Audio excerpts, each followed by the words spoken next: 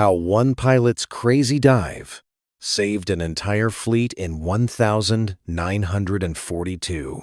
The spring of 1942. The Pacific was burning. After Pearl Harbor, Japanese forces dominated the seas. Their carriers ruled the waves, their pilots unmatched in skill and precision. The U.S. Navy, still reeling from early losses, was desperately trying to regroup.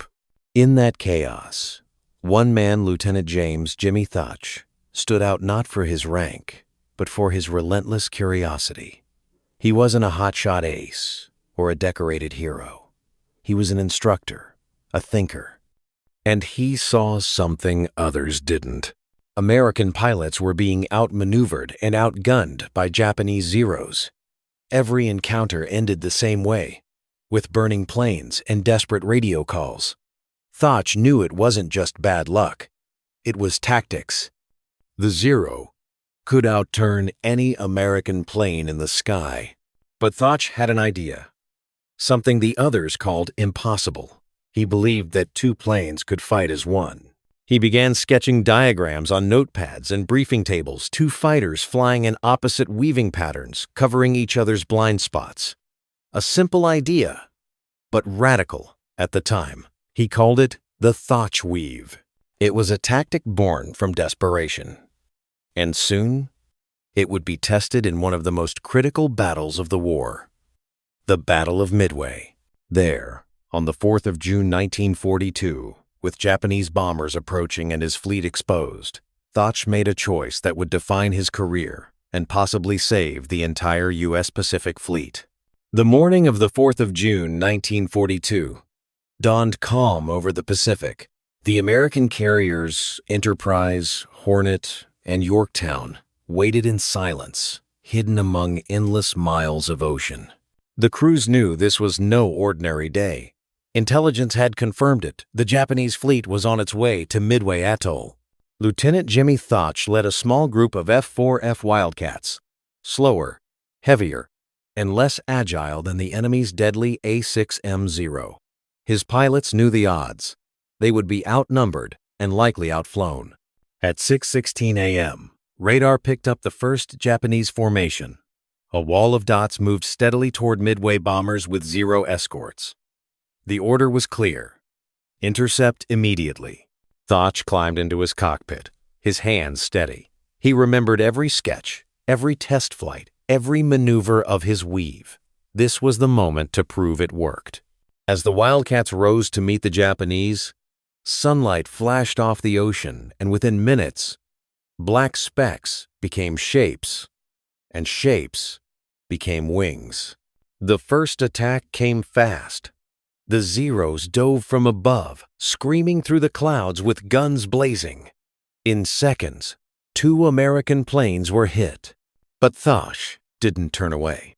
Instead, he gave the order: execute the weave. His wingman, Ensign Edward Butch O'Hare, swung out to the left, Thach to the right. The two crossed paths in perfect synchronization. Every time a Zero lined up to attack one Wildcat, it flew straight into the gunfire of the other. The sky became a deadly dance, spiraling, weaving, crisscrossing lines of fire and smoke.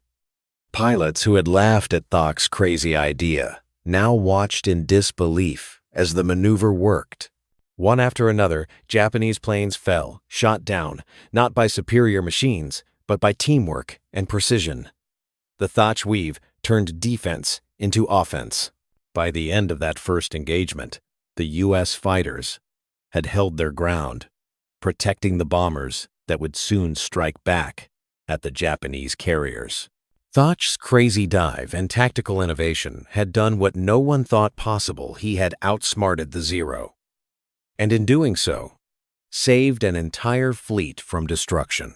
The first clash had proven the Thach Weave worked, but the battle was far from over. By mid-morning on the 4th of June 1942, the fight over Midway had escalated into one of the most decisive engagements in naval history.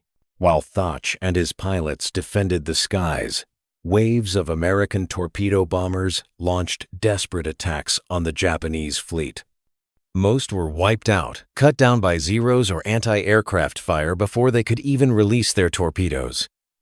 The losses were staggering. Yet, those sacrifices were not in vain. The low-flying torpedo squadrons drew the Japanese fighters downward, leaving the skies above their carriers momentarily unguarded. At that exact moment, high above the clouds, American dive bombers from the Enterprise and Yorktown broke through the overcast. Leading them was Lieutenant Commander Wade McCluskey. He spotted the Japanese carriers Kaga, Akagi, and Soru vulnerable, their decks cluttered with armed aircraft being refueled. It was the opportunity of a lifetime. At 10:22 a.m., McCluskey's group began their dive a near vertical plunge from 20,000 feet. The screaming roar of the dauntless dive bombers filled the air as the pilots locked their sights and released. Seconds later, the ocean erupted. Massive explosions tore through the Japanese carriers. Fuel, bombs, and aircraft ignited instantly, turning the decks into infernos. Within minutes, 3 of Japan's frontline carriers were ablaze, their air wings destroyed. Below, Thach and his Wildcats continued to shield the bombers on their return, fighting off desperate Zero counterattacks. Despite exhaustion and dwindling ammunition, his formations held firm. By the afternoon, the tide had turned. Japan's once invincible carrier strike force had been crippled, a blow from which it would never fully recover. Thach's innovation had not only saved lives, but had demonstrated a key lesson of modern warfare. Tactics could overcome technology. His crazy dive and defensive weaving had shifted the balance in the air and played a part in securing America's first major victory in the Pacific. When the smoke cleared over the Pacific, the scale of what had happened at Midway became clear. 4 Japanese carriers, Akagi, Kaga, Soru, and Hairu, were gone. More than 250 aircraft destroyed. Japan's naval air power had been shattered in a single day.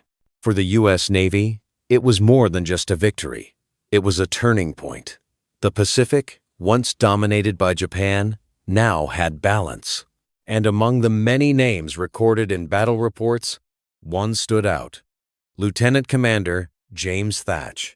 His maneuver, tested under real combat for the first time, had proven decisive.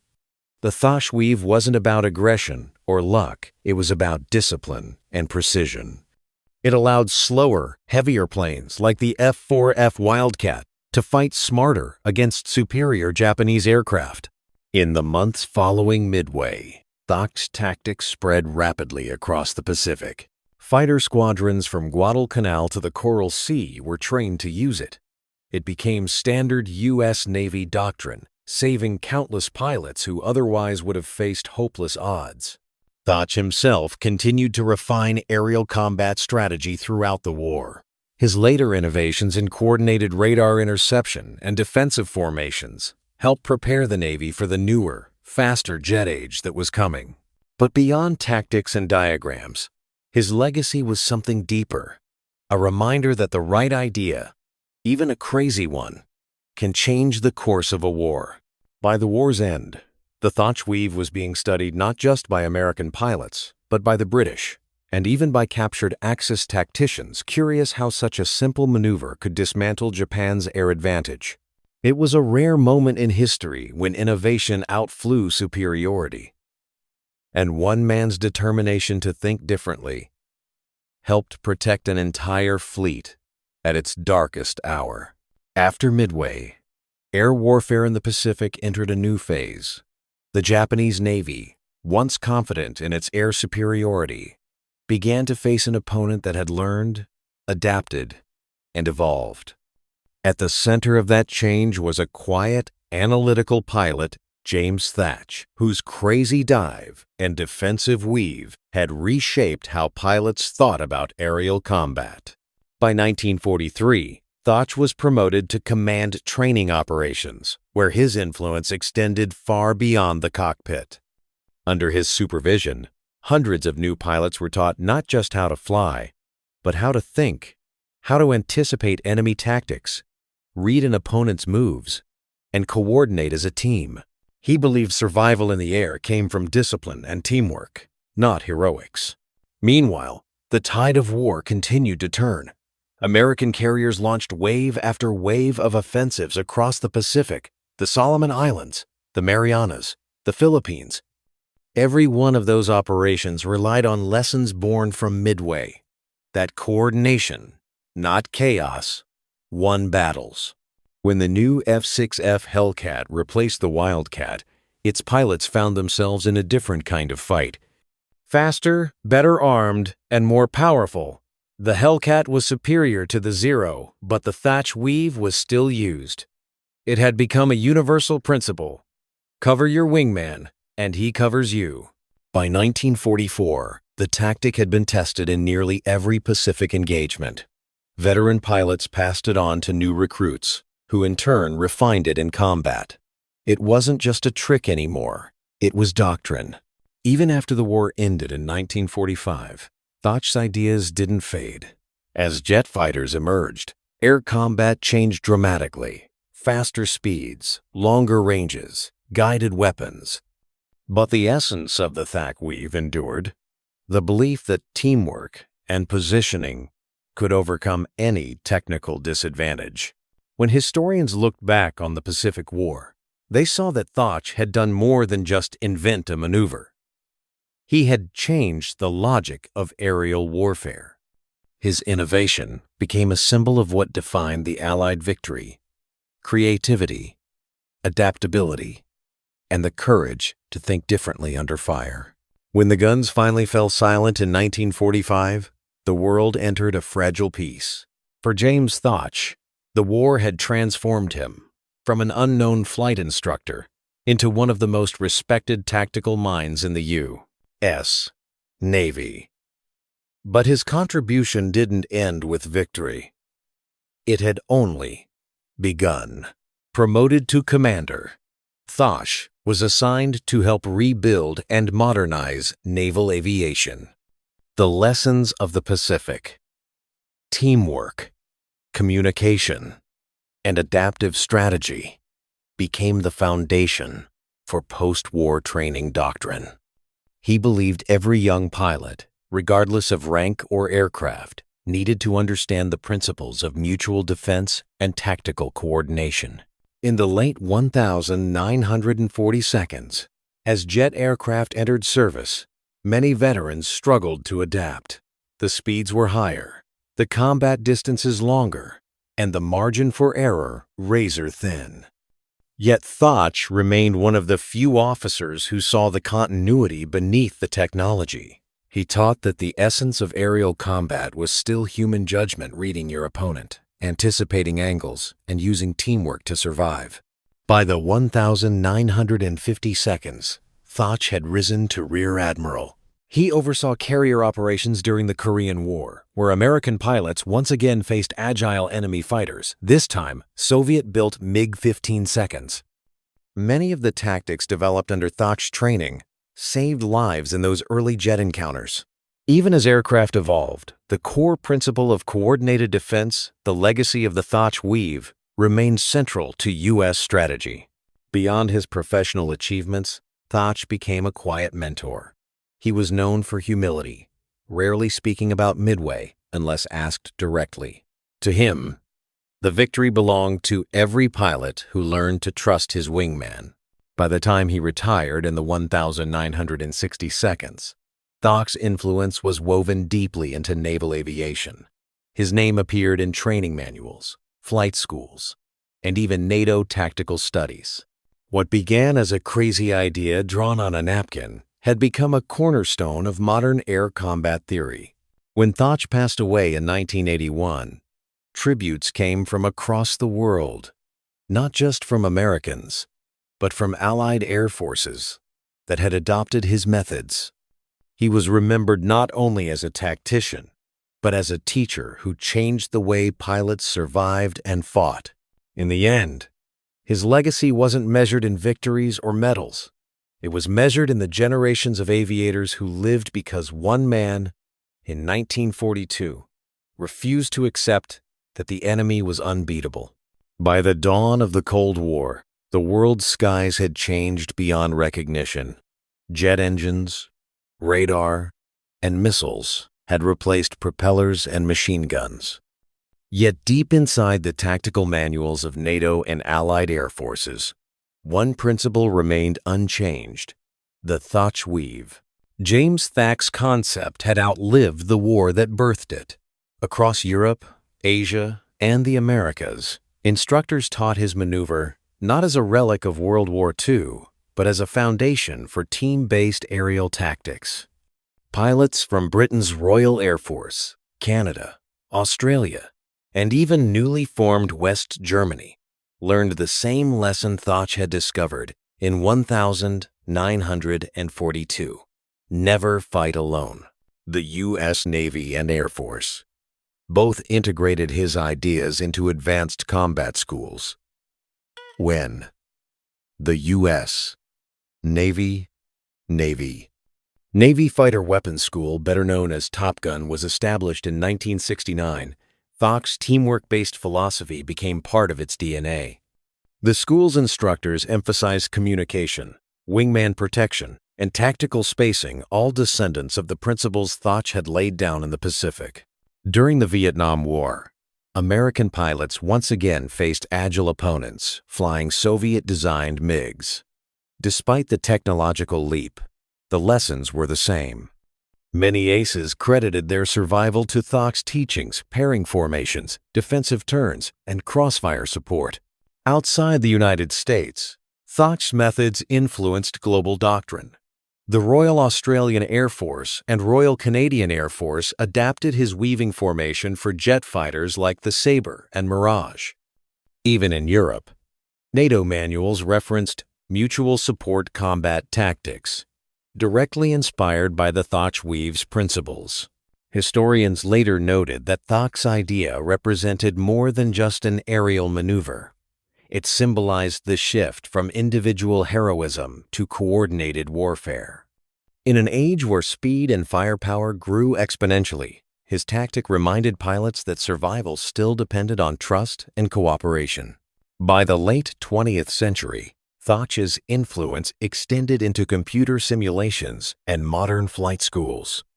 Every cadet, learning air combat fundamentals from Pensacola to Portsmouth, practiced versions of his formation under different names: bracket defense, mutual cover, cross support. Even as drones and advanced sensors changed how wars were fought, the mindset Thach introduced, that two pilots thinking as one could overcome a superior enemy, remained timeless.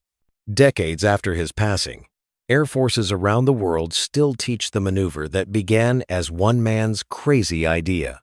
In that enduring legacy, James Thach achieved something few ever do. He didn't just fight history, he rewrote it. As the Second World War faded into history, the next great transformation of warfare began. The jet age had arrived. Aircraft were now faster than sound, capable of striking across continents. Radar, guided missiles, and computerized targeting systems redefined what it meant to fight in the sky. Yet, even amid all this technological progress, James Thach's principles remained at the heart of air combat doctrine.